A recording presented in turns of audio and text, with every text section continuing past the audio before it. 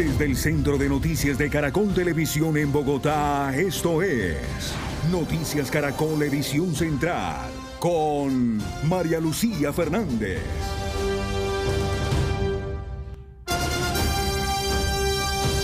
Segundos antes de llevarse por delante a decenas de personas, en un video grabado con un celular se alcanzan a ver llamas dentro del Monster Truck que provocó una tragedia en Popayán. Las autoridades investigan si el fuego está relacionado con alguna falla en el vehículo que terminó causando la muerte de 3 personas y dejando a 51 heridas. Videos que circulan en redes sociales y testigos del accidente revelan que poco después de una maniobra, el vehículo Monster Truck accidentado emitió fuego cerca del motor. Al momento de rebotar doble vez, porque él rebotó doble vez, ahí se vio cuando el carro se chocan, o sea, el carro o los que estamos de frente vimos que el carro echó candela. Las autoridades adelantan las acciones correspondientes para esclarecer lo sucedido. Y fue una falla mecánica, una pérdida de control del vehículo, lo que produjo este lamentable hecho ocurrió el día de ayer. Testigos del accidente relatan los momentos angustiantes durante y después del accidente. Dicen que aún no saben cómo se salvaron. Como todo el mundo se levantó y se paró, y yo pues por abrazar a mi hijo no sabía a dónde estaba cogiendo el carro. Según las autoridades, los permisos que se emiten para este tipo de eventos son los mismos. Son estos pues que se tengan debidamente identificadas las salidas de emergencia, las salidas de evacuación. En diálogo con Noticias Caracol en Vivo, el secretario de Gobierno de Popayán confirmó que la cifra de heridos aumentó. En estos momentos tenemos un parte oficial de 3 personas fallecidas, de las cuales 2 son menores de edad, una adulta, y 51 heridos la noche anterior. Sin embargo, a esta fecha solamente quedan 29 heridos porque los demás ya fueron dados de alta. Al mismo hospital fue llevada Sonia Segura, la piloto que conducía el vehículo accidentado. Según el centro asistencial, la mujer pidió retiro voluntario a pesar de no haber terminado el tratamiento. Y en las últimas horas cerró la Liga contra el Cáncer Seccional Bogotá. La institución atendía a 4.000 pacientes mensuales que hoy no saben qué va a pasar con su tratamiento. Así está la Liga contra el Cáncer Seccional Bogotá, con cadenas en sus puertas y un comunicado que anuncia la suspensión de servicios. Tras más de medio siglo de funcionamiento, esta sede cierra temporalmente por dificultades financieras. Los usuarios hoy no tienen respuestas claras. Tengo unos exámenes para hacer pendiente, los exámenes de mi hija, pero la verdad no me han dado la cita.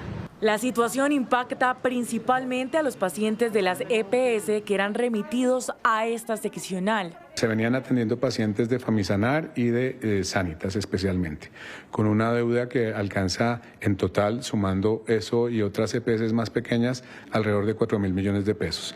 Obviamente, si esa entidad, nuestra seccional, no tenía ese recaudo efectivo, pues no podía eternamente tolerar o aguantar o soportar. Los pacientes acudían principalmente a esta sede para la detección temprana del cáncer.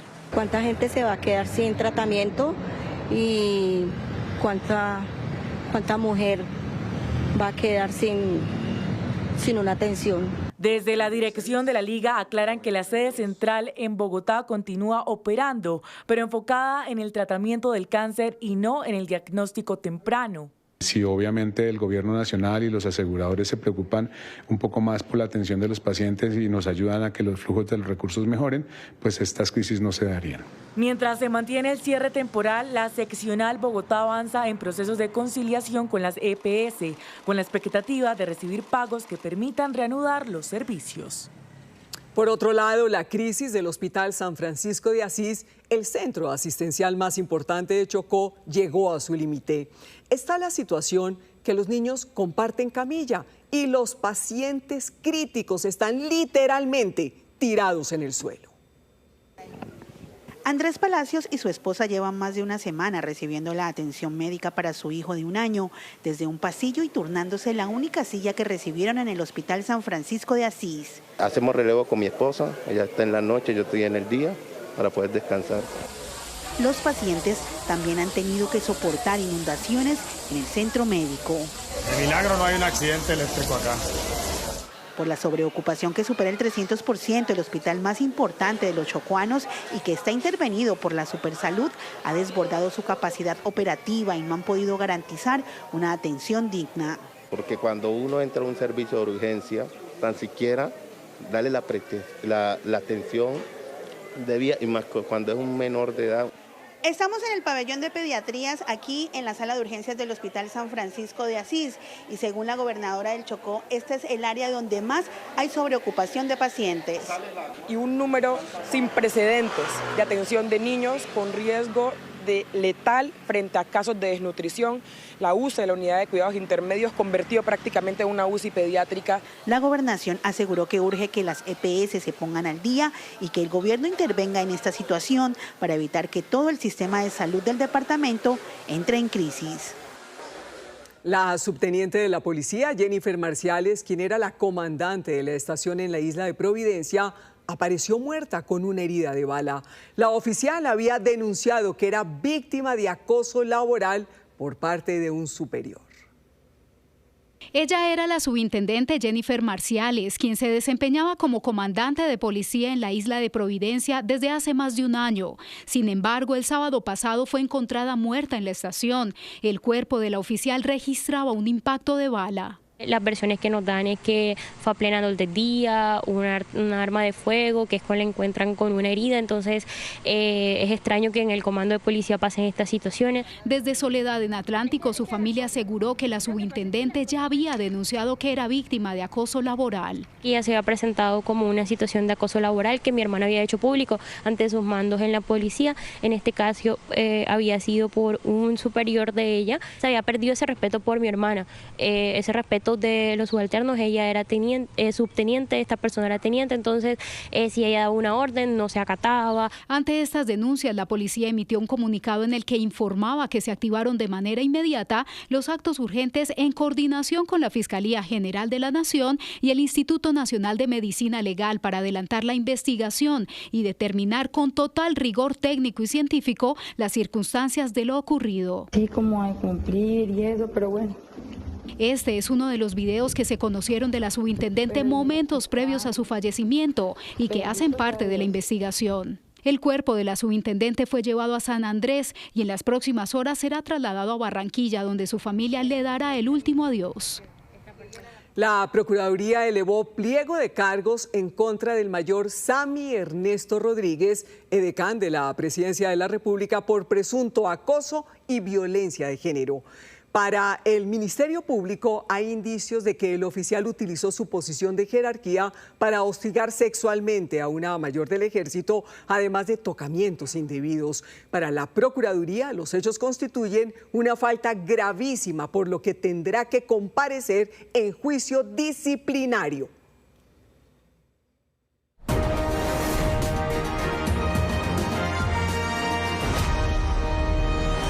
Colombia decide 2026. Faltan en estos momentos 26 días, 12 horas, 46 minutos y los segundos que corren para que se abran las urnas el próximo domingo 31 de mayo.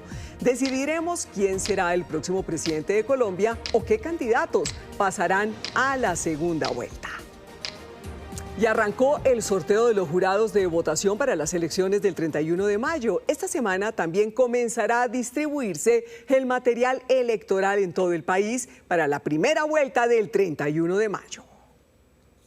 Entre hoy y el miércoles 6 de mayo se designarán a los cerca de 850.000 jurados que custodiarán las urnas del 31 de mayo. Quienes ya fueron jurados en las legislativas del 8 de marzo pueden o no volver a ser designados. Puede ser que algunos de ellos nuevamente sean designados como jurados o no lo sean. Entonces, en ese sentido, no se tratan ni de los mismos jurados necesariamente ni en las mismas mesas. Para la segunda vuelta, como quiera, que entre la primera y la segunda vuelta escasamente pasan 3 semanas, esos jurados que estuvieron en la primera vuelta sí tendrán que prestar su servicio para la segunda vuelta, salvo que exista alguna circunstancia de fuerza mayor o caso fortuito. La totalidad de tarjetones para la primera vuelta ya fue impresa. También comenzó el envío de los kits electorales para las votaciones en el exterior. Se está enviando el material en especial al exterior. Hay lugares alejados como China, Australia, Rusia, donde el material debe llegar semanas antes. En el territorio nacional, a partir del 15 de mayo se inicia la distribución a los diferentes lugares. A menos de un mes de los comicios, la seguridad sigue generando preocupación en las instituciones. Un contexto de violencia creciente en las regiones que tiene la virtualidad de afectar el proceso electoral, la libertad de los votantes, no tanto el día de las elecciones, sino antes del proceso electoral. También incidencia de los grupos para presionar el voto en determinado sentido. Son cerca de 104 los municipios que tienen, digamos, un alto riesgo, y en ese sentido se hace necesario, por ejemplo, que en muchos de ellos haya un despliegue operativo para asegurar la zona con un tiempo de anticipación. Para el registrador y la defensora, el trabajo articulado entre las autoridades será clave para garantizar las elecciones del 31 de mayo. Por otro lado, la candidata presidencial Paloma Valencia sostuvo un diálogo telefónico con el presidente de Ecuador, Daniel Noboa.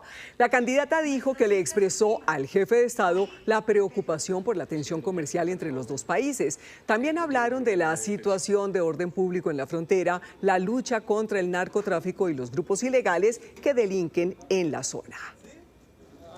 Y hablemos ahora de los candidatos y de sus estrategias a 4 semanas de las elecciones. Empecemos con Abelardo de la Espriella. El candidato se concentrará en conquistar apoyos ciudadanos en la capital, ratificando su idea de contacto directo con la gente, mientras que su fórmula, José Manuel Restrepo, estará recorriendo Quindío, Barranquilla, Buenaventura y Bucaramanga, donde se encontrará con empresarios y líderes de cada región. Hoy se sumó a esa campaña el empresario y filántropo Samuel Azud. Y miremos ahora lo que pasa por los lados de Iván Cepeda, candidato del Pacto Histórico. Nos cuentan que la estrategia es moverse en 3 agendas. La tarima en la que estará Cepeda, la otra de la Alianza por la Vida que lideran Ariel Ávila y Juan Fernando Cristo, y por supuesto la de su fórmula Aida Quilpué, que también recorre el país. Precisamente desde esta tarde y a puerta cerrada está la bancada del Pacto Histórico definiendo las líneas para estas 4 semanas que restan de campaña. Y continuamos con Claudia López, quien estuvo recorriendo Bogotá en Filomena, su vehículo eléctrico, pues la candidata estuvo socializando sus propuestas en materia de salud, entre ellas crear un sistema mixto e integral que elimine las largas filas y permita que las droguerías de barrio entreguen los medicamentos. Además, su apuesta busca priorizar la salud mental y preventiva. De manejo de la pandemia, obviamente, Alejandro. Y esta noche a las 10:30 regresa El País de los Jóvenes en el canal Caracol, un espacio en el que los candidatos estarán frente a frente con jóvenes de distintas regiones del país. Pues por tercera vez, Noticias Caracol abre este espacio para los jóvenes que buscan respuestas a las problemáticas que los afectan y pregunten directamente a quienes compiten por el Palacio de Nariño. Esta noche el turno es para Abelardo de la Espriella. Cinevasivas. El mérito no se ve tan real precisamente porque no tenemos esas características sociales y culturales. El mérito no tiene nada que ver con la condición social. Sin rodeos. Si hay seguridad para todos, aseguramos que haya confianza en la inversión. Los jóvenes de Colombia exigen respuestas, no más promesas. ¿Usted se siente responsable por la polarización que hoy estamos viviendo en este país? Que en Colombia la gente es un poco dramática. La política es así. Necesitan compromisos y los jóvenes están aquí para exigirlos. Un cara a cara con Abelardo de la Espriella, el candidato que quiere gobernar al país. El país de los jóvenes. Colombia Decide 2026. Esta noche a las 10:30. Noticias Caracol. Primero la gente. La biodiversidad de Colombia vuelve a ser noticia en el mundo.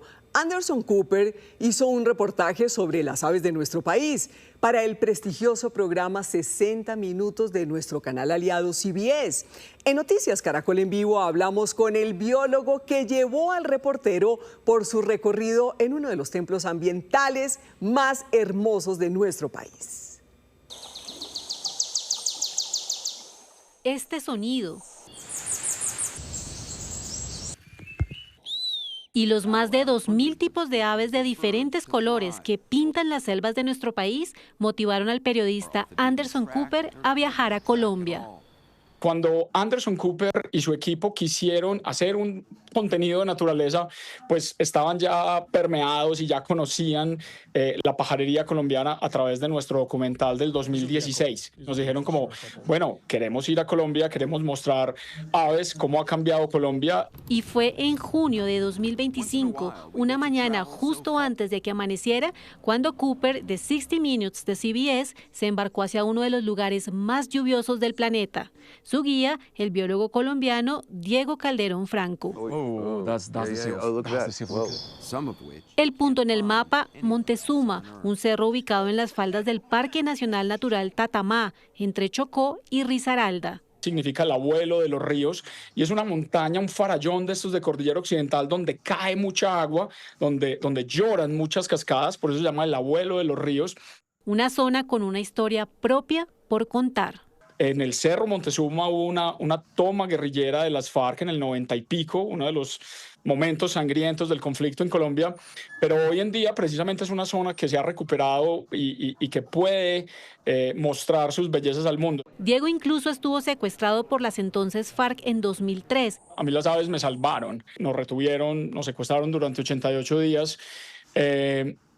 Y las aves fueron ese componente que siempre estuvo en el monte, que me permitió estar sano, que me permitió estar curioso, que me permitió distraerme.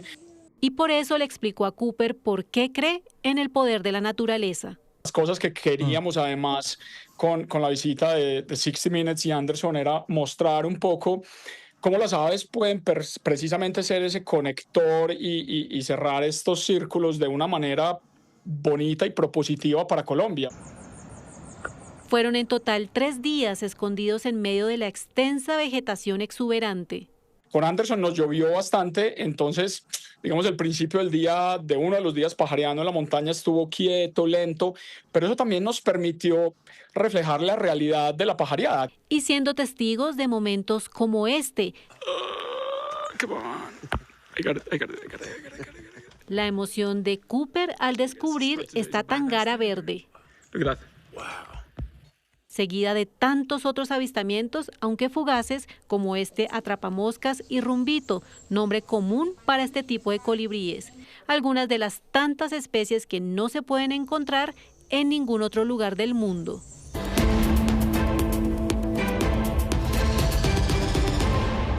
Hola, en Noticias del Mundo hoy, la Guardia Civil Española incautó una embarcación con cerca de 40 toneladas de cocaína, un decomiso récord en alta mar en Europa. Aday Domínguez, de nuestro canal aliado TV Canaria, nos cuenta más.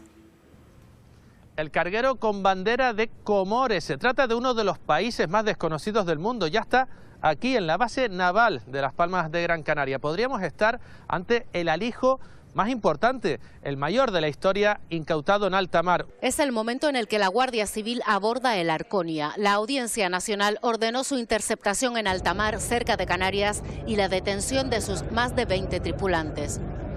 El buque fue interceptado y se ha trasladado a puerto, y a lo largo de esta mañana se están efectuando lo que son todos los trámites judiciales.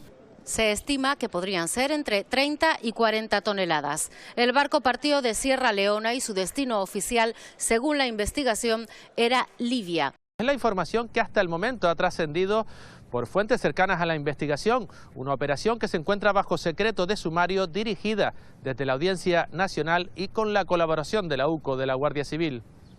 Aday, gracias.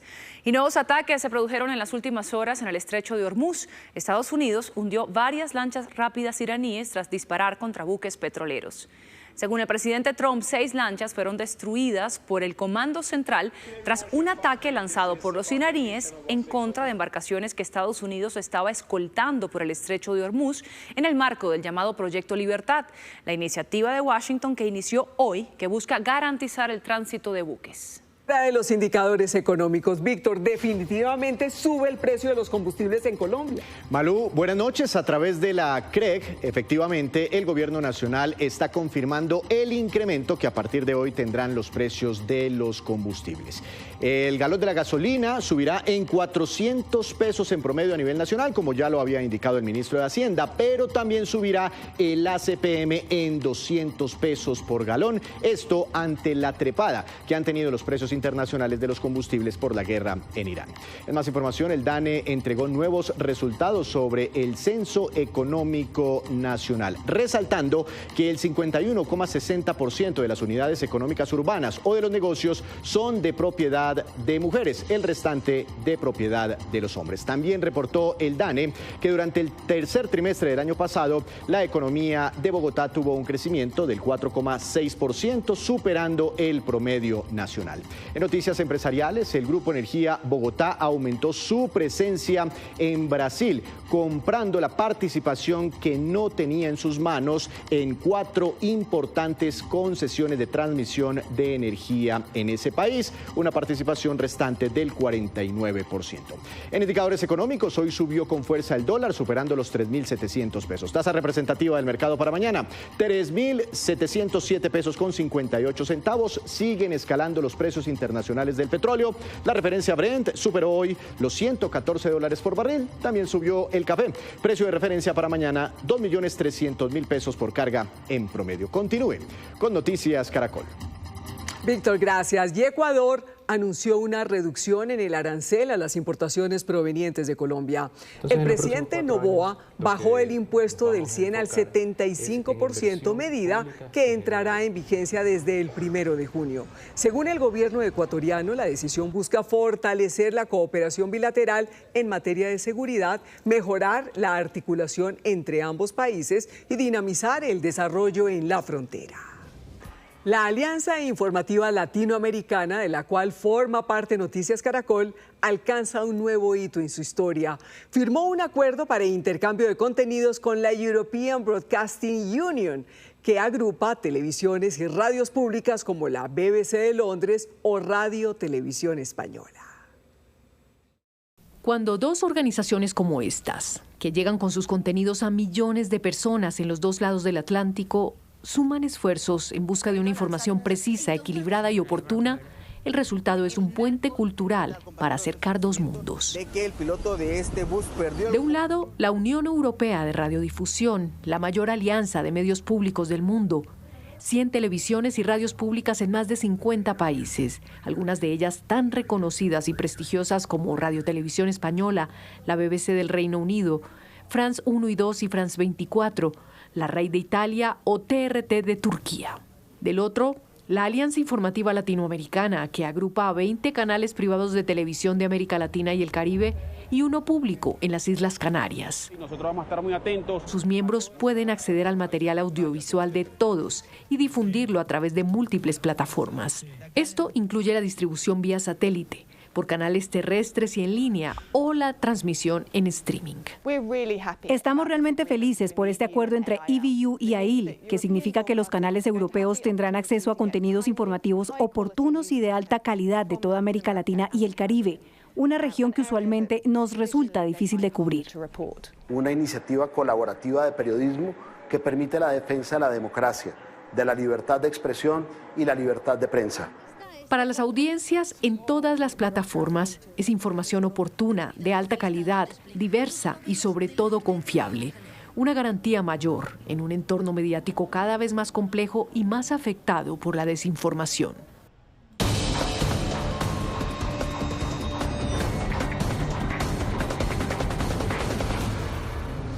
Buenas noches y bienvenidos al Código Caracol. Este fin de semana desde Pereira e Ibagué, durante su discurso, la candidata Paloma Valencia lanzó una propuesta de campaña que se están peleando desde todas las orillas políticas. Se trata de la exoneración del SOAT para las motos de menos de 250 centímetros cúbicos. para las motos, hasta 250 centímetros cúbicos, el Estado se hará cargo del pago del SOAT y que quedan liberados de ese pago, pero cubiertos en la salud.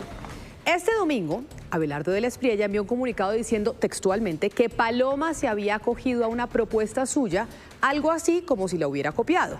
Sin embargo, el origen de la iniciativa parece estar en el gobierno nacional, pues en el sector de las aseguradoras existía una preocupación porque estaba el rumor de que el presidente Gustavo Petro anunciaría esa decisión por estos días.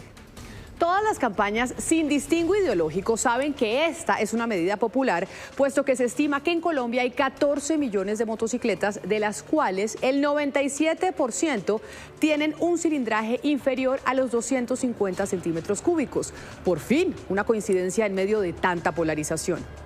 Pero este no es el único punto de encuentro entre todos los candidatos. El otro punto en donde hay consenso es la protección del medio ambiente. Aquí en Colombia, a diferencia de Estados Unidos, por ejemplo, todos los candidatos entienden la importancia de la lucha contra el cambio climático. El consenso más sólido está en la lucha contra la deforestación. Todos los sectores reconocen que la pérdida de bosque, especialmente en la Amazonía, es la principal fuente de emisiones de gases de efecto invernadero en el país. Por otro lado, también hay acuerdo en la transición energética y en que el país debe diversificar su matriz para no depender exclusivamente de las hidroeléctricas y los combustibles fósiles, impulsando proyectos de energía eólica y solar, especialmente en La Guajira, y convertir a Ecopetrol en una empresa de energía más limpia. La diferencia en este punto es la velocidad. Unos proponen frenar la exploración de petróleo ya, mientras otros de centro y derecha sostienen que el gas y el petróleo son necesarios para financiar precisamente esa transición. Lo positivo para ver aquí es que, por supuesto, hay diferencias en el cómo se debe hacer, pero todos los sectores coinciden en una agenda verde para el país, aunque el Instituto Humboldt dice hoy que la agenda ambiental en los candidatos aún está rezagada. Hoy también se conoció que el representante del Centro Democrático, Andrés Forero, radicó una demanda de nulidad contra el decreto con el que el presidente Gustavo Petro nombró a Daniel Quintero como superintendente de salud por no cumplir los requisitos para el cargo. Muchos no entienden por qué el presidente nombró al exalcalde de Medellín en ese cargo, y la respuesta, según dicen dentro del progresismo, tiene que ver con la unidad que quiere mantener el mandatario de su partido, y al parecer una forma de enviar este mensaje era nombrando a Quintero en el gobierno y en este caso en la Supersalud. Pues recordemos que, contrario al mensaje del presidente, Quintero participó en la consulta con Roy Barreras, lo que para muchos lo alejaba del partido de gobierno. Hasta el momento el candidato Cepeda no se ha pronunciado sobre ese nombramiento, aunque es público que no todo el progresismo apoya al nuevo superintendente. Sin embargo, hay quienes creen que esta intención de generar unidad en la izquierda busca impulsar la idea de ganar en primera vuelta. Hasta aquí el Código Caracol. A ustedes una feliz noche. Y así terminan las noticias. Nos vemos a las 11:30 de la noche en Última Edición. Ya viene a otro nivel. Esto es Noticias Caracol, primero la gente.